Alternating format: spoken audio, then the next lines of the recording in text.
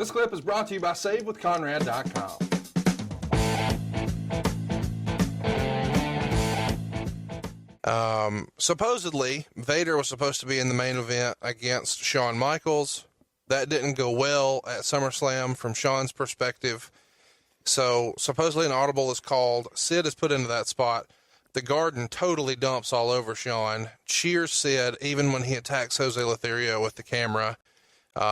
So it's a different time in professional wrestling. And the undercard, Brett and Austin put on one hell of a match, and they do the WrestleMania 8 finish that Brett did with Piper, where he pushes off the top turnbuckle with the sleeper hold and still gets the pin. I know you're laughing because I remember all that. But it was a phenomenal show. If you haven't seen it, it's worth checking out. What was the climate coming out of that show, knowing, okay, the New York, which we've always heard, the Garden, is kind of Vince's measuring stick. Would you agree with that? That's what we've all heard online, that Vince really thought the pulse of the WWF was what the Garden thought. That's fair. Yeah. Okay. Sure, that's fair. So now they're shitting on Shawn, and they're cheering Sid. What's the conversation coming out of that show? Well, I think that we always question ourselves. You know, we always had plan A and plan B for most things that we did. You know, you always discuss what if. But 2 months after that, you're doing a super show at a dome. Well, that's the thing. And we had that kind of in our sights that, okay, we're going to San Antonio, Shawn's hometown. They're not going to boo him there. Very traditional town. And, you know, we got to put 70,000 people in there. So do you switch gears? We went with it and kind of looked at it as a bit of an aberration for what the Garden was that night. They booed the shit out of The Rock, too. Right. You know, Rocky Maivia. They booed Snuka that night in a place where Snuka was a god. And we just stayed the course, you know, because we knew where we wanted to go with Shawn, and we knew where we wanted to go with San Antonio in January. And it was a way of kind of christening Shawn as the champion in January in front of a big crowd. I want to pick your brain about that Royal Rumble show. Jim Cornette said once in a shoot interview, and I thought this was an excellent analogy. Sometimes you have a show that needs a dome, and then sometimes you have a dome that needs a show. That felt like, based on the promotion, because we would hear, reports that you love, the rumors and innuendo, that you guys had to paper the shit out of that building and were giving tickets away, and ticket prices were very economical. Was this just to kind of flex your muscles against WCW and show that you could still put on a big show? Or it seems really weird to have a Royal Rumble that large of an arena. It had never been done before. Why then? Well, it was as I said, it was an opportunity to give Shawn a showcase, a big showcase, a dome in his hometown. It was a great deal. Okay, for there the dome. It is. That's what I needed.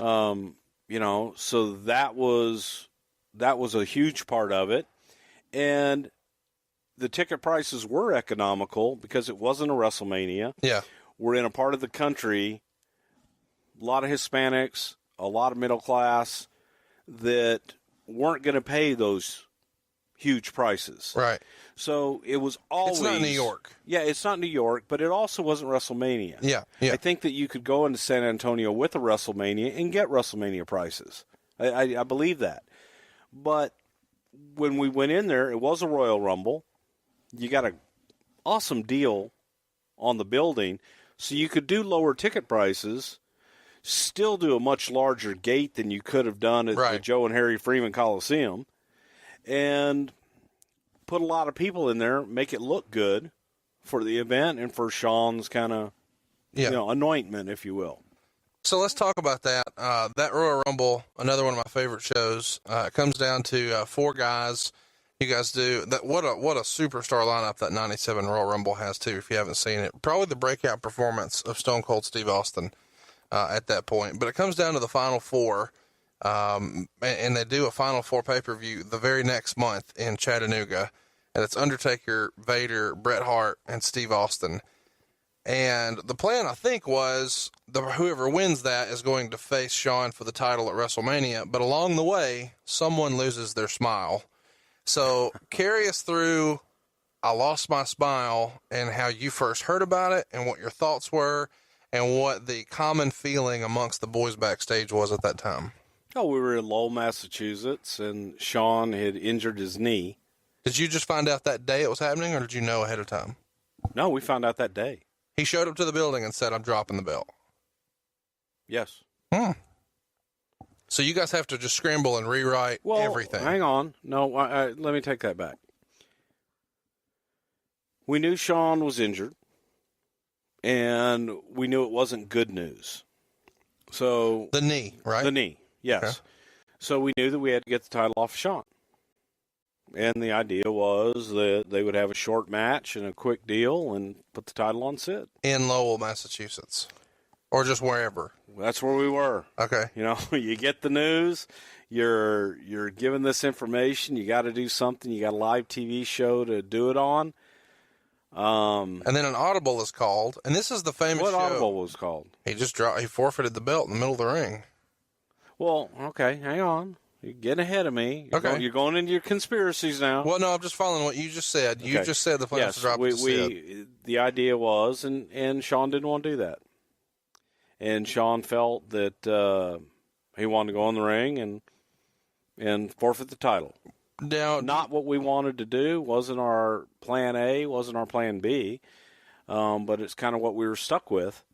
And at no time did anyone know that he was going to lose a smile in the middle of the promo. So let me ask you, when you're saying it's not what Shawn wanted to do, does Shawn present that as, man, I don't want to lose the belt in 5 minutes when I can't give my best performance? Or does Shawn just say, man, I ain't doing a job like that. I'm just going to drop the belt. You know, his thing was, I can't have a match. Okay. When people see me, they expect to see, Shawn Michaels' performance. I think it's a chicken shit way to get the belt off of me. I'd prefer to just go in and forfeit the belt. So there's no Shawn has a pride about him. Sure. That if he can't go in and be the Shawn Michaels that he thinks he can be, he'd rather not perform. I feel strongly that saving money is important. If it's not something we worry about now, boy, we are really going to worry about it later. And I want to help you get out of debt faster and do it with cheaper monthly payments. I'm talking to you if you're in a 30-year loan. Now is the time to take years off of your loan. We're routinely helping our listeners cut 5, 10, even 15 years off their loan. And you can do this without perfect credit with no money out of pocket. You've just got to start at savewithconrad.com. He kind of addressed that on the Ric Flair show earlier this year, where he's always said what happens between the ropes, the actual match, that's what matters. Everything else is just conversation. Yes. So you made a comment there where you said we didn't know he was going to lose his smile until halfway through the promo. So that line, I didn't know he was going to lose his smile until he said it. Okay. So when you're sitting back watching the monitor wearing a headset like you are now, and he says that, your reaction is? Well, we try to watch our language here. No, we don't. So, yeah, we do. All right. Well, censor yourself. No, it was just kind of what the fuck. Yeah. Because that's not forfeiting the title because of an injury that's not going to allow you to perform. I'm depressed, I'm leaving. That's, mommy says I lost my smile. So let's just ask let's address the elephant in the room. When he first says this, how many people are saying he just didn't want to drop the belt to Brett? Everybody's saying that. Okay. He wasn't dropping the belt to Brett. He was dropping it to Sid. Well, but I mean, in terms of the knee injury, if he comes up lame in February, he can't drop the belt to Brett a month later. But who says he was going to drop the belt to Brett a month later? What was the plan? I don't know. I really don't know. I don't remember. You just don't know it all, Conrad. You know what? We started this thing. We're going to talk about Montreal. Now you're racking my brain back to the. Let's run through this. Other stuff. No one listening is disappointed right now. Everybody has heard Montreal 1,000 damn times. This is true. Thank you for bringing it up. And we're going to get there, but we're going to tell the backstory along the way. Okay. I think this is way better. Don't get hot. Okay. You're hot now. But folks, Conrad's hot. He's pissed. He's over there sitting, shrugging in his chair. Okay. Hey, it's Conrad Thompson. Thanks for checking out the podcast here on YouTube. Be sure to hit the subscribe button and the notifications bell so you get a notice anytime we upload some new content. And go save yourself some money right now. If you're in a 30-year loan or you have credit card debt, it's not a matter of if I can save you money. It's a matter of how much. Find out right now for free at savewithconrad.com.